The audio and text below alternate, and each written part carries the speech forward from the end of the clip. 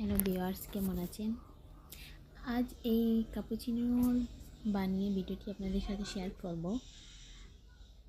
প্রথমে আমরা 1 কাপ দুধ নেব, যার যতটুকু প্রয়োজন ততটুকু নিলেই হবে।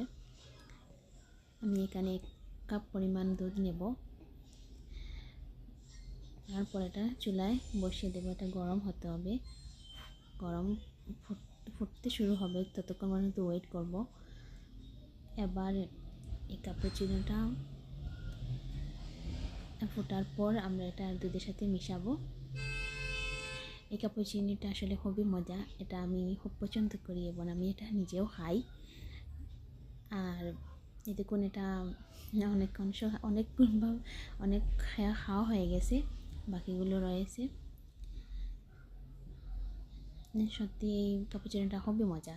কেউ যদি এটা ট্রাই করতে পারেন, হ্যাঁ দেখবেন, খুবই মজা লাগে, ভালো লাগে, টেস্টটাও অনেক ভালো। আমার দুধটা গরম হয়ে গেছে। এবার এর কোনো পরিমাণ নেই, যার যতটুকু ইচ্ছে দিতে পারেন। আমি 1 কাপে 1 চামচ আরও আধা চামচ দেব, দিয়ে অনবরত এটা নাড়তে হবে, মিশিয়ে দিতে হবে দুধের সাথে।